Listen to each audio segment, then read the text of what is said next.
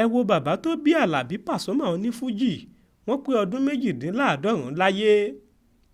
Oríṣiríṣi àríyànjiyàn ló ti ń wáyé lórí ẹni tó bí gbajúmọ̀ olórin fújì ilẹ̀ wa nì Wàsíù Àlàbí Pasuma Ọdẹ́tọ́lá. Báwọn kan ṣe ń sọ pé òṣèré ilẹ̀ wa nì Charles Olúmọ tí gbogbo èèyàn mọ̀ sí Àgbákò ló bí, bẹ́ẹ̀ làwọn míì ń sọ pé ẹlòmíì ni. Ṣùgbọ́n gbogbo awuyewuye yìí dópin lọ́jọ́ 25 oṣù keje ọdún yìí, nígbà tí òṣèré táwọn èèyàn fẹ́ràn láti máa gbórin rẹ̀ dáadáa náà bí àwòrán bàbá náà sórí ìkànnì Instagram rẹ̀.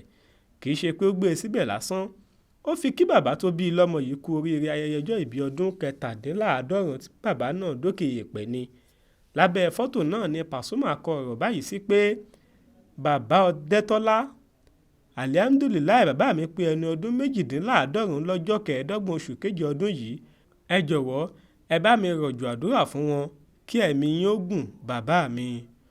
Ọ̀pọ̀ àwọn olólùfẹ́ rẹ̀, àwọn òṣèré àtàwọn afẹ́nifẹ́re ni wọ́n rọ̀jò àdúrà tí wọ́n sì ń kọ ọ̀rọ̀ ìwúrí lọ́lọ́kan òjọ̀kan sábẹ́ fọ́tò ọ̀hún tí wọ́n fi ń kí bàbá Wásílà Àgbà kú oríire. Lára àwọn tó kí bàbá ọlọ́jọ́ ìbí ni Tóyìn Adéwálé, Fétí Balógun, Ṣọlá Kòsọ́kọ́ àti bẹ́ẹ̀ bẹ́ẹ̀ lọ.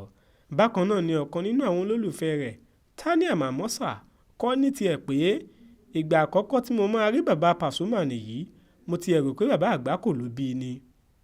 Ọ̀bá ń lè kọ tiẹ̀ pé mo gbàgbọ́ pé bàbá mọ̀ọ́mọ̀ gbé àwòrán bàbá tó bí lọ́mọ gangan yìí sáyé ni láti pa àwọn tí wọ́n ń gbé rúmọ̀ọ̀sì oríṣiríṣi kiri nípa rẹ̀ tí wọ́n sì fẹ́ ti bàbá tí kì í ṣe tiẹ̀ mọ́ ọlọ́run.